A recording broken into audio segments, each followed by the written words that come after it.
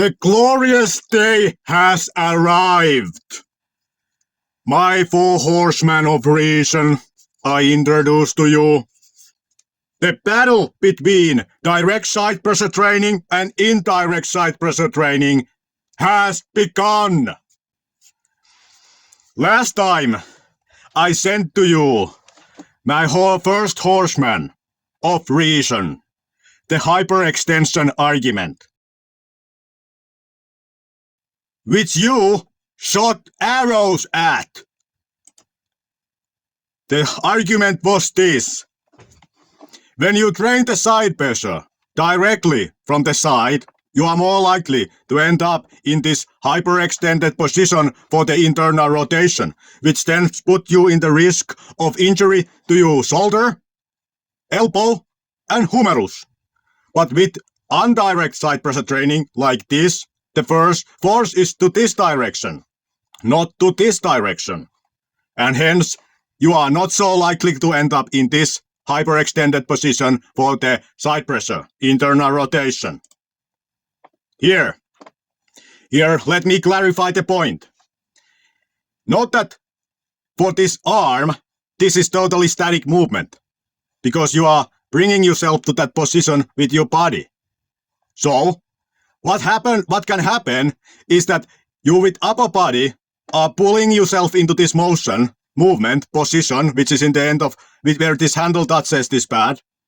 But what happens if the load is too much and your arm is left behind? Then you find yourself in this position.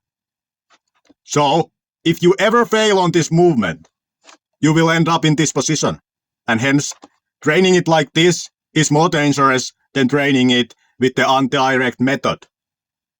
This was the first argument, which I sent to you.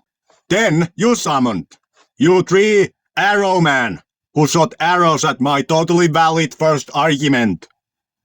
And who were you arrowmen? They are find argument.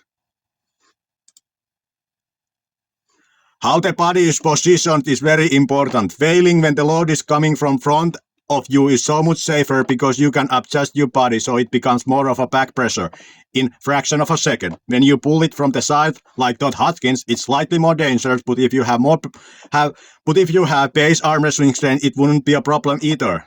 That style of side pressure is why Tarasenko crushed Auden, and he seems just fine and uninjured. First arrowman, they are find argument. Then, second arrowman, fundamental force argument, was this. Bone and elbow tissue can get stronger with training. That's how top arm wrestlers get so good. You simply cannot escape push side on the table. It's a fundamental arm wrestling force. Just target it directly, but progress with weights intellectually. Good program for beginners, intermediates is 1 week heavy, then 1 week light. Third arrowman, less risk argument. All I'm saying is when you are coming up on that exercise, side pressure gets unloaded because the pressure is coming from above and not from the side, so there is less risk. Okay. These were the arrowmen that shot arrows at my first argument. Look at it. Disgraceful. Now, my 4 horsemen of reason, I summon them to destroy this bowman! My kingdom of indirect side pressure will not be defamed. Now, damage argument, horseman. Destroy the first bowman. This is my argument. If you go to Ryan Bowen's page, Ryan Bowen is also a disciple of Todd Hutchinstein's training. Let's watch a little section of this video. What do you reckon from that? Is the possibility of that labrum still not intact, or is it? Yeah, what's troubling is that sense of instability. Yep. That's unlikely to go away. Mm. Certainly, I mean, the first thing is a rehab program with the physios. Yep. And what they try and do is teach you proprioception so that if you're getting that sense of instability, your muscles will hold it in. Mm. And that's certainly worthwhile to do. Okay. Beyond that, it's looking at surgery. So, subcapillary injury and labrum tear. which needs surgical intervention. All right. That doesn't seem like being fine to me. Then next, Tarasenko's YouTube channel. This video. Let's watch a section.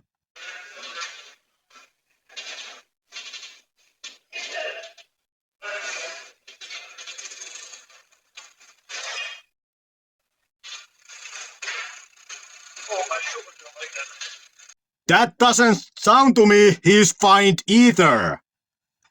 Again, shoulder pain. Developing issues with the labrum. When I'm done with my attack from the 4 horsemen, you will understand why this happens. This was my first horseman. It attacked. They are fine arguments. They are not fine. They are destroying their shoulder. Then, second horseman attacks the second bowman. Less risk argument. With the orientation argument. Which is this. When you do this, force comes from the side. This is the same as doing this.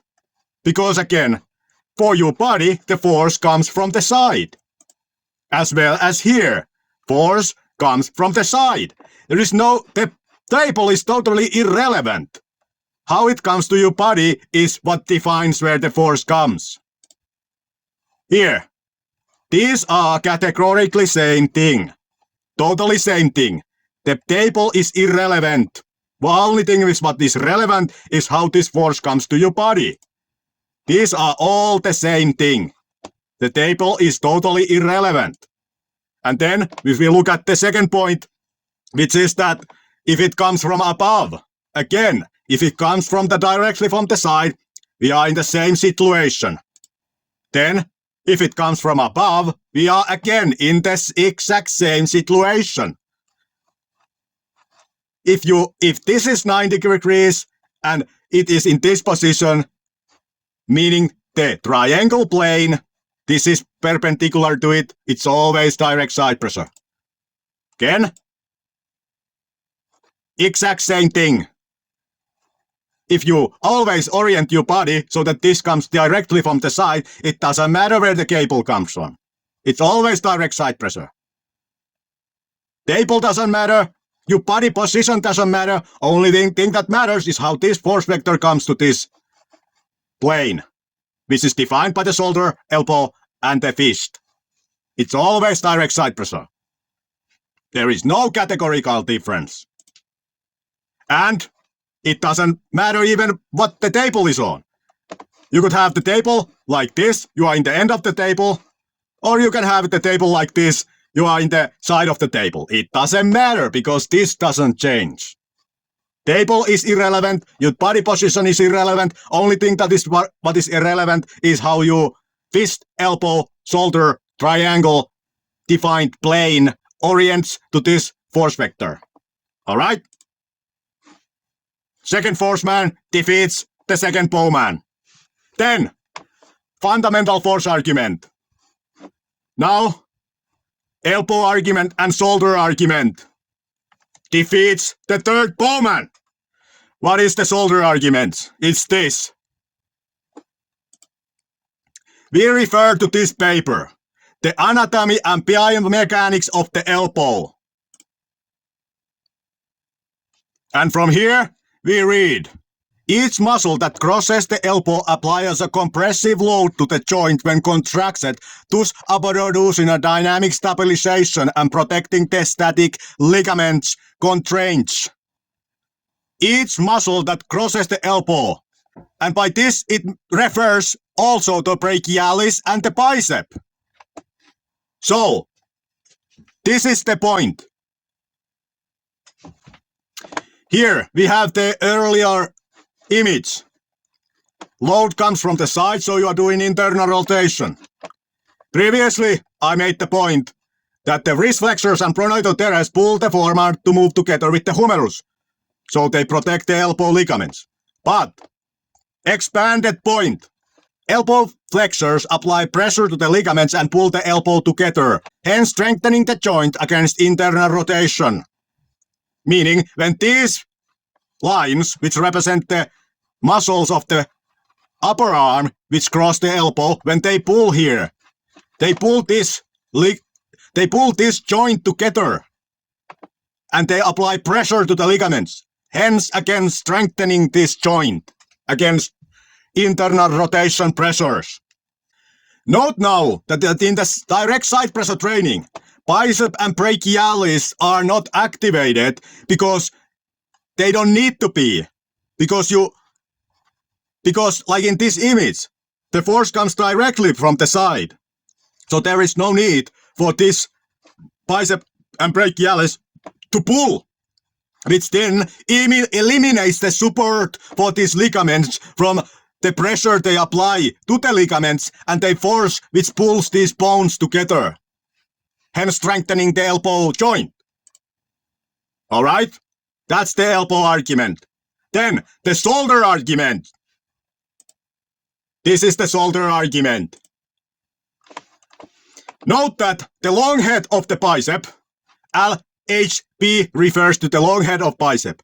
It attaches to this bone, the supraleganoid tuberlage, alright, this position. But also, here, it is told to us, it attaches to the glenoid labrum, as you can see in this image. This is the bicep tendon and it attaches here, alright? Note this, very important. Then, I'm gonna refer to this study, paper, and from which we read the following. The role of the tendon of the long head of the bicep brachii is to stabilize the genohumeral joint anteriorly and posteriorly when the arm is rotated internally and externally respectively. Alright? Note here, this is that joint that it is talking about. Because the bicep long head is here, it is functioning as a ligament strengthening this joint. So, when you again do direct side pressure instead of the indirect side pressure, where the bicep is involved, this tendon is not loaded, and hence you lose support from this bicep long head tendon to the ligaments of the shoulder. Your shoulder is more vulnerable to injury if you do side pressure without loading the long head of the bicep, because the long head of the bicep attached to the glenoid labrum here. Alright? Note that in this you can see the bicep is not under loading because it comes directly from the side. But in this the bicep is very much under loading, which protects the elbow because it compresses the bones together and compresses the ligaments, hence giving them support from the pressure and bone stability, as well as to the shoulder joint, in which the long head of the bicep supports the shoulder joint by performing a function of a ligament. Hence, you are less likely to injure the shoulder and elbow in this compared to this. So, my third and fourth horseman attacked the third arrow man by establishing that it is not a fundamental force. Direct side pressure is not a fundamental force because your body is not designed to perform direct side pressure. It's this the shoulder and the elbow is designed to do the side pressure with help of the bicep, because the bicep tendon with the brachialis protects the elbow ligaments and the bicep long head protects the shoulder ligaments, acting as an additional ligament in the shoulder structure. Okay? So these are now my independently standing 5 horsemen of reason against direct side pressure training. The dark ages have ended, and the age of enlightenment has arrived. The kingdom of direct side pressure training has been defeated.